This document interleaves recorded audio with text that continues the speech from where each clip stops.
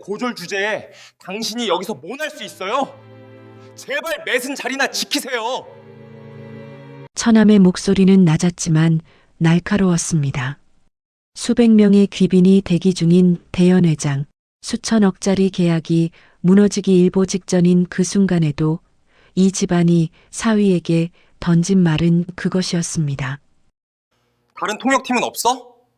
바로 섭외 안 돼? 통역팀은 교통사고로 전원 불참.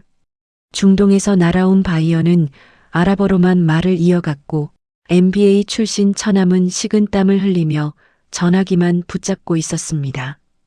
기자들의 카메라가 텅 빈 협약 테이블을 향하기 시작했고 집안이 그토록 자랑해온 화려한 무대는 단 한 명의 통역사도 없이 조용히 무너져 내리고 있었습니다.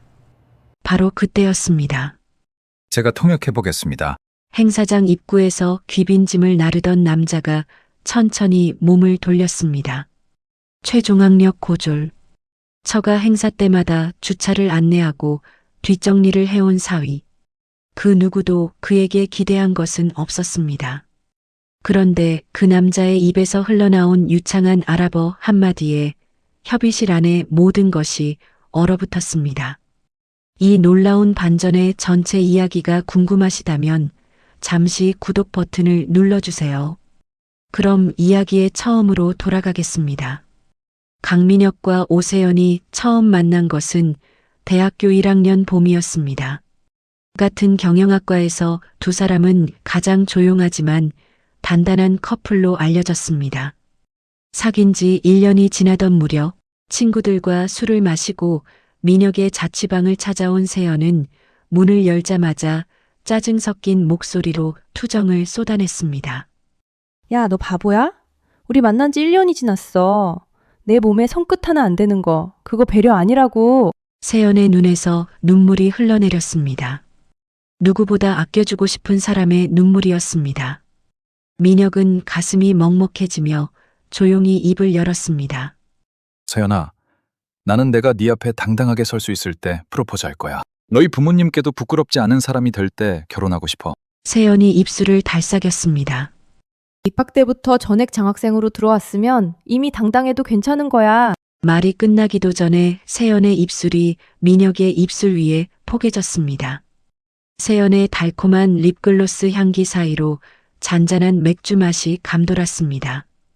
민혁의 머릿속이 하얗게 변했습니다. 그리고 세연을 잇는 힘껏 꼭 안았습니다. 그렇게 두 사람의 사랑은 깊어졌고 둘 다 이 온기가 오래도록 이어질 거라 믿었습니다. 그런데 2학년 1학기가 끝날 무렵 민혁의 세계가 하루아침에 무너졌습니다. 중동 건설 현장 소장으로 일하시던 아버지가 사고를 당했습니다. 목숨은 건졌지만 다시는 현장에 설 수 없는 몸이 되었고 고등학생 남동생과 중학생 여동생 쌓여가는 병원비가 한꺼번에 민혁의 어깨 위로 쏟아졌습니다. 전액 장학생이었던 민혁에게 대학은 이미 사치가 되어버렸습니다. 망설임보다 결단이 먼저였습니다. 자퇴서를 내던 날 민혁은 세연에게 아무 말도 하지 않았습니다. 알면 잡을 걸 알았고 잡히면 못 떠날 걸 알았습니다. 세연이는 자신의 집에 민혁이의 사정을 얘기해서라도 도움을 주려 했을 것입니다. 하지만 민혁이는 세연이에게 그런 짐을 넘기고 싶지 않았습니다. 그래서 그냥 짧은 문자 하나만 남겼습니다. 세연아, 미안해. 잘 지내야 해. 세연은 그 문자를 받고 한참 동안 화면을 바라보았습니다. 그리고 전화를 걸었습니다. 민혁은 받지 않았습니다. 세연은 다시 걸었습니다. 민혁은 또 받지 않았습니다. 세연은 그날 밤 12번을 더 걸었습니다. 며칠 뒤 세연은 학과 사무실에서 민혁이 집안 사정으로 자퇴했다는 사실을 알게 되었습니다. 처음에는 분노였습니다. 왜 말 한마디 없이 사라졌냐고, 왜 혼자 결정했냐고 소리라도 지르고 싶었습니다. 그런데 시간이 지날수록 분노는 조금씩 이해로 바뀌었습니다. 세연은 혼자 생각했습니다.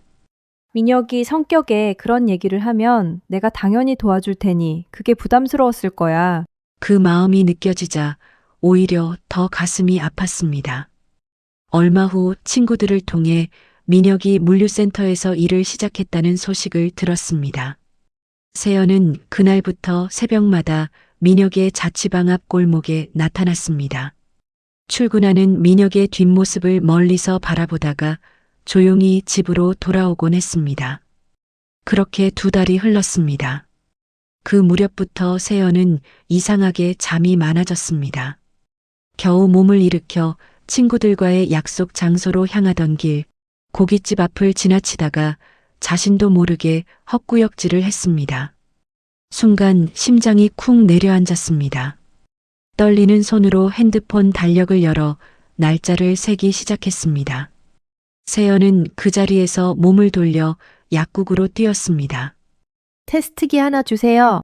그날 저녁 세연은 퇴근하는 민혁을 자취방 계단 앞에서 기다렸습니다. 밤 10시 지친 몸을 이끌고 계단을 오르던 민혁은 고개를 들다가 세연과 눈이 마주쳤습니다. 2달 만이었습니다. 민혁의 얼굴은 부쩍 헬쑥해져 있었고 세연은 그 모습을 보자마자 눈물이 쏟아졌습니다. 들어가 있지. 왜 여기서 기다리고 있어? 바보야, 비밀번호도 모르는데 어떻게 들어가 있어? 민혁은 말없이 세연 앞에 쪼그려 앉아 손으로 눈물을 닦아주었습니다. 그리고 낮게 말했습니다. 비밀번호 그대로야. 혹시 네가 올까봐 안 바꿨어. 세연은 민혁의 품에 얼굴을 묻고 그의 가슴을 주먹으로 치며 말했습니다. 보고 싶으면 보고 싶다고 했어야지. 아빠가 돼서도 힘든 일 있으면 도망만 칠 거야? 민혁이 멈칫하며 세연의 손을 잡았습니다. 아빠라니? 세연은 눈물을 멈추고 민혁의 눈을 똑바로 바라보았습니다. 이제 너 아빠 됐어, 강민혁. 민혁은 한동안 아무 말도 하지 못했습니다. 계단 위 형광등이 2사람을 조용히 비추고 있었습니다. 민혁의 눈가가 붉어졌지만 눈물은 흘리지 않았습니다. 대신 세연을 천천히 아주 꼭 안았습니다. 그 품이 떨리고 있었습니다. 다음 날 2사람은 나란히 오병만 회장을 찾아갔습니다. 민혁은 긴 말을 하지 않았습니다. 그냥 허리를 깊이 숙이고 말했습니다. 세연이 곁에 있겠습니다. 오병만은 오래 창밖을 바라보았습니다. 분노도 눈물도 아닌 무언가를 억누르는 사람의 침묵이었습니다. 그리고 짧게 말했습니다. 두고 보지. 허락이 아니었습니다. 경고였습니다. 민혁은 그 무게를 온몸으로 받아내며 고개를 들지 못했습니다. 오병만 회장은 결혼을 허락하면서 조건을 하나 달았습니다. 처가살이었습니다. 하나밖에 없는 딸을 고졸 사위의 좁은 원룸에서 신혼살림 시작하게 둘 수 없다는 이유였습니다. 민혁은 그 조건을 거절할 수 없었습니다. 거절하는 순간 결혼 자체가 없던 일이 될 수도 있었으니까요. 그렇게 민혁은 처가의 지붕 아래로 들어왔습니다. 자신의 자리가 어디인지를 처음부터 알면서 세연은 배가 불러올 때쯤 휴학을 했고 지우를 낳은 뒤 복학하여 졸업했습니다. 졸업 후에는 아버지 회사 경영지원팀에 입사해 대리 직급을 달았습니다. 집안 사람들은 세연의 이름 뒤에 대리라는 직함이 붙던 날을 잔칫날처럼 기뻐했습니다. 그날 저녁 식탁에서 오병만은 세연의 어깨를 두드리며 말했습니다. 우리 세연이가 해냈네. 민혁은 그 옆에서 묵묵히 밥을 먹었습니다. 아무도 민혁을 바라보지 않았습니다. 처가살이 4년 동안 민혁이 겪은 일들은 단순한 냉대가 아니었습니다. 한정숙은 손님이 올 때마다 민혁을 철저히 지웠습니다. 어느 날 집안 지인들이 모인 자리에서 누군가 세연 옆에 앉은 민혁을 가리키며 물었습니다. 이분은 누구세요? 한정숙은 눈 하나 깜짝하지 않고 대답했습니다. 아, 우리 집 일 좀 봐주는 분이에요. 민혁은 그 자리에서 웃었습니다. 웃는 것 말고는 할 수 있는 것이 없었습니다. 세연은 뒤늦게 그 말을 전해 듣고 밤새 울었습니다. 하지만 민혁 앞에서는 울지 않았습니다. 민혁이 더 무너질까봐 두려웠습니다. 오병만은 방식이 달랐습니다. 어느 저녁 퇴근한 민혁이 거실로 들어서자 소파에 앉아 있던 오병만이 신문을 들며 낮게 말했습니다. 자네, 지율이 교육은 어떻게 생각하나? 애 아버지가 고졸이면 애도 그렇게 크지 않겠어? 그 말이 거실 공기를 가로질렀습니다. 민혁은 주먹을 꼭 쥐었습니다. 아무 말도 하지 않았습니다. 오병만은 민혁의 눈을 한번 보고는 다시 신문으로 시선을 돌렸습니다. 그것으로 끝이었습니다. 단 2문장으로 사람 하나를 바닥까지 눌러버리는 방식이었습니다. 그래도 민혁은 매일 저녁 현관문을 열었습니다. 문이 열리는 소리가 들리면 어김없이 지율이 달려왔습니다. 작은 2팔로 민혁의 다리를 와락 붙잡으며 소리쳤습니다. 아빠, 나 오늘 아빠 기다렸어. 민혁은 지율을 번쩍 안아 올렸습니다. 지율의 온기가 등줄기를 타고 올라오는 순간 낮 동안 쌓인 것들이 조금씩 녹아내렸습니다. 이 아이 하나가 이 집에서 민혁을 사람으로 대해주는 전부였습니다. 오병만 회장은 민혁에게 전략기획실 대리 자리를 내주었습니다. 직함만 있고 실권은 없는 자리였습니다. 그 무렵 세연은 이사로 승진했습니다. 같은 지붕 아래 아내는 이사, 남편은 허수아비 대리였습니다. 민혁은 그 사실을 내색하지 않았습니다. 내색하는 순간 세연이 더 힘들어질 것을 알았으니까요. 어느 금요일 저녁 세준에게서 전화가 왔습니다. 매영, 여기 강남 네르시온데요. 잠깐 와줄 수 있죠? 네르시오는 재벌 2세들의 아지트로 불리는 곳이었습니다. 도착하니 룸 밖에 명품 쇼핑백 8개가 줄지어 있었습니다.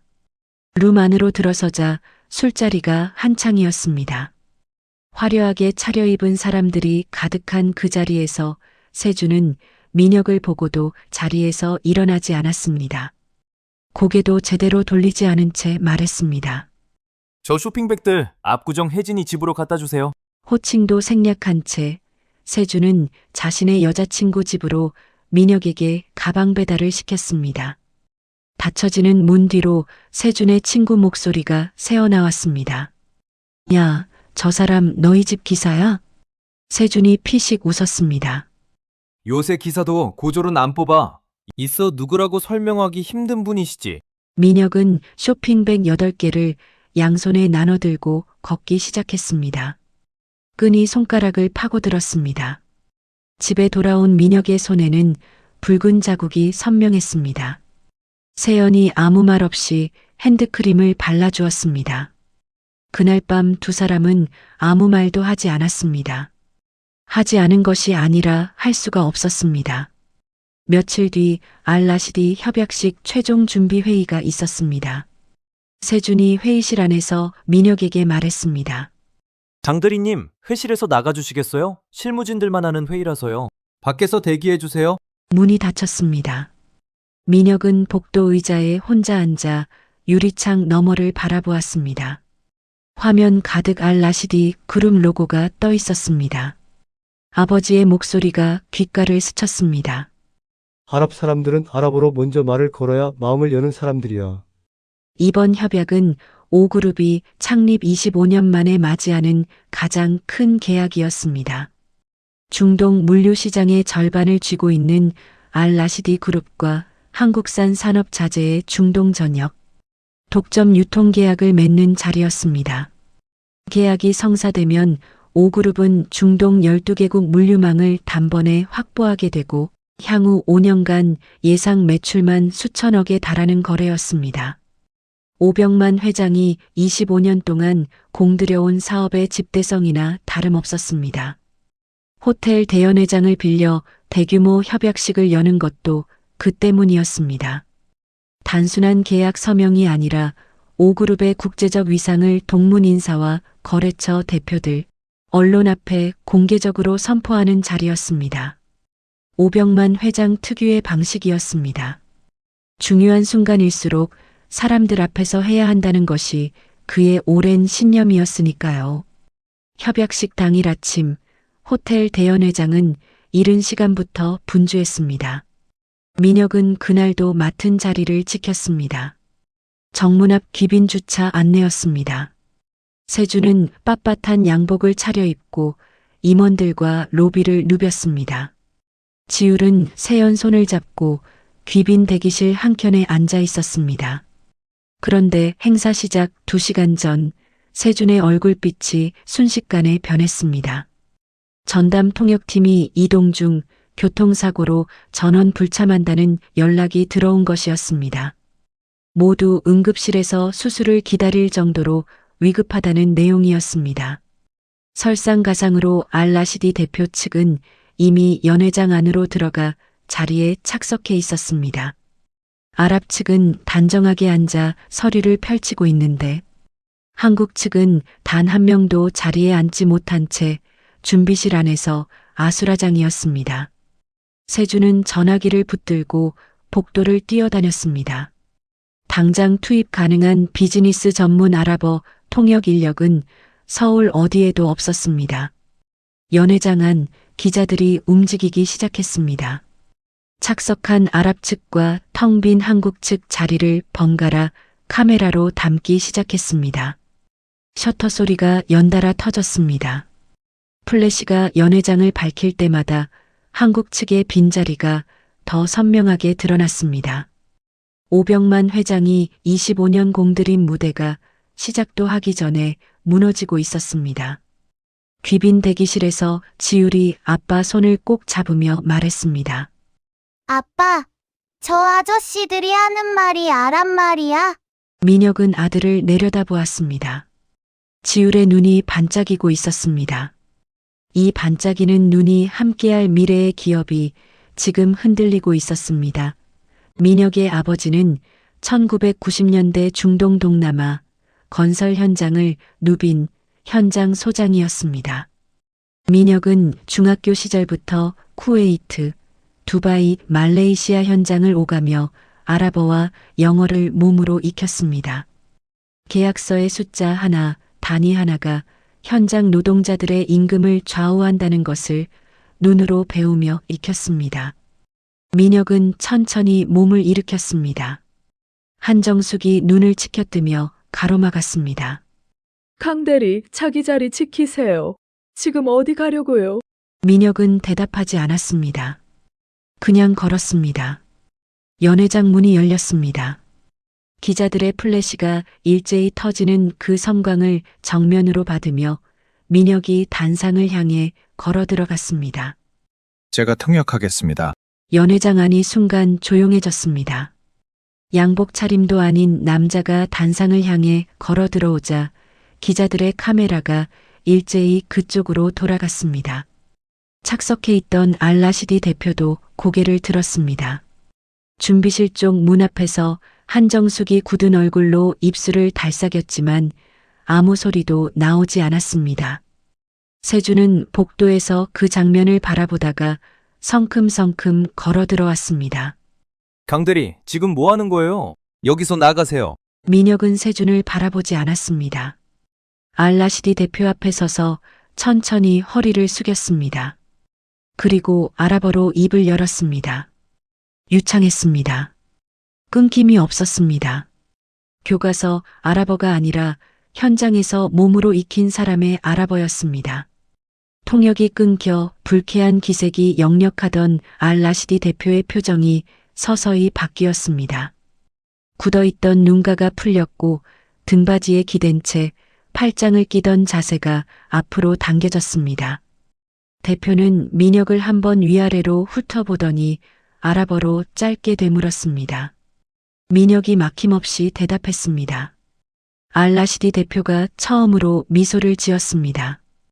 연회장 안 공기가 한 번에 바뀌었습니다. 자리에 앉지 못하고 서 있던 한국 측 임원들이 하나둘 협약 테이블로 걸어 들어왔습니다. 기자들의 셔터 소리가 다시 터지기 시작했습니다. 이번에는 텅 빈 자리가 아니라 민혁을 향하고 있었습니다. 세주는 입구 쪽에 서서 그 장면을 바라보았습니다. 넥타이 매듭을 한번 고쳐 잡았지만 손끝이 어색했습니다. 미국에서 4년을 공부하고 돌아온 자신이 끝내 하지 못한 일을 복도 밖으로 쫓아냈던 고졸 출신 매형이 해내고 있었습니다. 한정숙은 한 발 물러서서 지켜보았습니다. 오랫동안 자신이 심부름꾼으로 써온 사람이 수백 명이 지켜보는 자리에서 이 행사를 혼자 붙들고 있었습니다. 손가락이 핸드백 위에서 가늘게 떨렸습니다. 귀빈 대기실 문 너머에서 세연이 그 장면을 바라보고 있었습니다. 눈물이 차오르는 것을 느꼈지만 흘리지 않았습니다. 옆에서 지율이 까치발을 들고 연회장 안을 들여다보다가 엄마 손을 꼭 쥐며 말했습니다. 엄마, 아빠 저기 있어. 세연은 아무 말도 하지 못했습니다. 그냥 지율의 손을 더 꼭 쥐었습니다. 그 장면들을 하나도 놓치지 않고 바라보고 있던 오 회장의 어깨도 떨리고 있었습니다. 협약식은 다시 흐르기 시작했습니다. 민혁이 양측의 말을 이어주자 굳어있던 테이블의 공기가 풀렸습니다.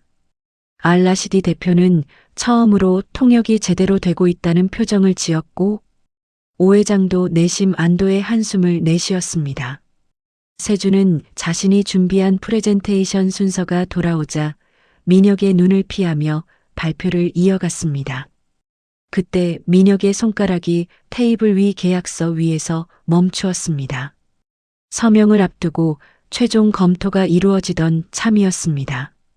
민혁은 아랍어 원본과 한국어 번역본을 나란히 펼쳐 눈으로 훑었습니다.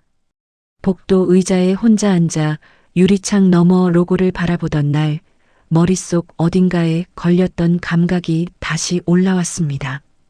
5번째 페이지였습니다. 원본 아랍어 계약서에는 납품 수량 단위가 톤으로 기재되어 있었습니다.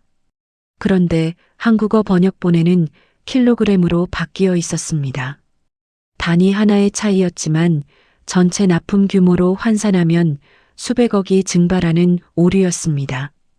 민혁의 손끝이 차갑게 굳었습니다. 7번째 페이지도 달랐습니다. 원본에는 하자 발생 시 공급자가 전액 보상하도록 명시되어 있었지만 번역본에는 쌍방 분담으로 바뀌어 있었습니다. 세준이 직접 검토했다고 자신하던 계약서였습니다. 민혁은 잠시 눈을 감았습니다. 아버지가 중동 현장 사무소 책상 위에서 계약서를 펼치며 하던 말이 떠올랐습니다. 민혁아, 숫자는 감정이 없어. 틀린 숫자는 반드시 사람을 잡아. 민혁은 조용히 입을 열었습니다. 잠깐요. 서명하려던 알라시디 대표의 손이 멈추었습니다. 테이블이 조용해졌습니다. 민혁은 아랍어로 대표에게 직접 말했습니다. 5번째 페이지 납품 단위가 원본과 번역본에서 다르게 기재되어 있다는 것을, 그리고 7번째 페이지 책임 조항의 해석이 완전히 달라져 있다는 것을 차분하게 짚었습니다. 알라시디 대표가 안경을 고쳤으며 원본을 들여다보았습니다. 그의 표정이 천천히 굳어졌습니다. 오류는 사실이었습니다. 세준의 얼굴이 하얗게 변했습니다. 한정숙이 자리에서 반쯤 일어났습니다. 임원들이 서로 눈빛을 교환했습니다. 알라시디 대표가 계약서를 내려놓으며 말했습니다. 이번에는 아랍어가 아닌 영어였습니다. 연회장 앞 모든 사람이 들을 수 있도록. 이 오류를 잡지 못했다면 우리는 오늘의 일을 그냥 넘어가지 않았을 것입니다. 계약서는 수정되었고 서명은 예정보다 1시간 늦게 이루어졌습니다. 알라시디 대표가 만년필을 내려놓으며 민혁에게 악수를 청했습니다. 그리고 이번에는 아랍어가 아닌 영어로 연회장 모든 사람이 들을 수 있도록 말했습니다. 당신 같은 사람이 처음부터 이 자리에 있었어야 했습니다. 기자들의 플래시가 동시에 터졌습니다. 그 빛 속에서 민혁은 대표의 손을 잡았습니다. 악수하는 손이 미세하게 떨렸지만 얼굴은 흔들리지 않았습니다. 오병만 회장은 행사 내내 단 한마디도 하지 않고 지켜보고만 있었습니다. 민혁이 연회장을 나서자 오병만이 천천히 다가왔습니다. 오랫동안 사위를 못 본 척 해온 사람이 처음으로 눈을 마주치는 얼굴이었습니다. 강대리, 아니, 강서방, 내가 학벌이란 편견에 사로잡혀 자네를 4년이나 잘못 본 것 같네. 미안하네. 짧은 문장이었습니다. 하지만 그 한마디 안에 사년이 담겨 있었습니다. 민혁은 말없이 고개를 깊이 숙였습니다. 가슴 안쪽에서 무언가 뜨거운 것이 올라왔지만 삼켰습니다. 세연이 지율의 손을 잡고 복도로 걸어왔습니다. 지율은 아빠를 보자마자 달려와 두 팔을 벌렸습니다. 아빠 엄청 멋있었어. 민혁은 지율을 번쩍 안아들었습니다. 지율이 아빠 목을 꼭 끌어안으며 귓속말을 했습니다. 아빠, 나 아까 할머니한테 말했어. 우리 아빠가 제일 잘한다고. 민혁은 웃었습니다. 처가에 들어온 4년 만에 처음으로 아무것도 참지 않아도 되는 웃음이었습니다. 그날 밤 지율이 잠든 뒤 세연이 민혁 곁에 앉았습니다. 오랫동안 아무 말이 없다가 세연이 먼저 입을 열었습니다. 미안해. 내가 더 나서서 네 편이었어야 했는데. 민혁은 세연의 손을 잡았습니다. 당신이랑 지율이 있어서 버텼어. 그게 다야? 세연의 눈에서 눈물이 흘렀습니다. 결혼 후 4년 동안 참아왔던 눈물이었습니다. 민혁은 세연의 어깨를 감쌌습니다. 창밖으로 도심의 불빛이 조용히 깔려 있었습니다. 그 불빛 아래 두 사람은 오랫동안 아무 말 없이 앉아 있었습니다. 말이 필요 없었습니다. 협약식 다음 날부터 회사 분위기가 달라졌습니다. 알라시디 그룹 담당자가 5그룹에 공식 요청을 보내왔습니다. 향후 실무 협의의 소통 창구를 강민혁으로 지정해 달라는 내용이었습니다. 이메일에는 대표의 서명이 직접 들어가 있었습니다. 그 문서가 오병만 회장 책상 위에 올라오던 날 아침, 회장실은 오랫동안 조용했습니다. 오병만은 오후에 임원 회의를 소집했습니다. 민혁의 직책을 전략기획실 대리에서 중동사업 담당 팀장으로 격상한다는 내용이었습니다. 허수아비 직함이 아니라 알라시디 그룹과의 실무를 전담하는 실질적인 자리였습니다. 임원들 중 누구도 이 일을 달지 않았습니다. 협약식 당일 그 자리에 있었던 사람들이었으니까요. 세주는 회의 내내 서류만 들여다보았습니다. 자신이 복도 밖으로 내쫓았던 사람이 이제 회사의 중점 사업을 맡게 되었다는 사실을 소화하기까지 시간이 필요했습니다. 회의가 끝나고 복도에서 마주친 민혁에게 세주는 멈칫하다가 짧게 말했습니다. 그날 수고하셨어요. 매형, 선배라는 호칭은 없었습니다. 하지만 처음으로 반말을 쓰지 않은 말이었습니다. 민혁은 가볍게 고개를 끄덕였습니다. 그것으로 충분했습니다. 한정숙도 달라졌습니다.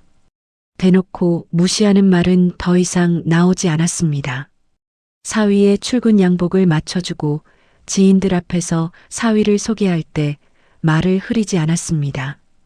완전히 달라진 것은 아니었지만 4년 동안 한 번도 없었던 일이었습니다. 민혁은 새로운 자리에서 일을 시작했습니다. 아랍어 실무 문서를 직접 검토하고 알라시디 측과 화상 협의를 진행했습니다. 중학교 때부터 아버지 곁에서 몸으로 익힌 감각이 책상 위에서 살아났습니다. 임원들이 회의 중에 민혁의 의견을 먼저 구하기 시작한 것은 그로부터 한 달이 채 지나지 않아서였습니다. 그 무렵 세연이 저녁 식사 자리에서 조심스럽게 말을 꺼냈습니다. 아버지, 저희 이제 따로 나가서 살아도 될 것 같아요. 오병만은 잠시 숟가락을 멈추었습니다. 그리고 천천히 입을 열었습니다. 그래. 하래비가 우리 손주 보고 싶어서 어쩌누. 허락이었습니다. 4년 전 내뱉었던 경고와는 완전히 다른 무게의 말이었습니다. 이사하던 날 지율이 빈 방을 뛰어다니며 소리쳤습니다. 아빠, 이제 우리 집이야? 민혁은 거실에서 그 모습을 바라보았습니다. 세연이 옆에 와서 조용히 팔짱을 꼈습니다. 민혁은 아무 말도 하지 않았습니다. 그냥 오래 그 장면을 눈에 담았습니다. 사람의 가치는 졸업장 한 장이 정하지 않습니다. 오래 견뎌온 시간은 반드시 제 몫을 찾아갑니다. 강민혁이 증명한 것은 그것이었습니다.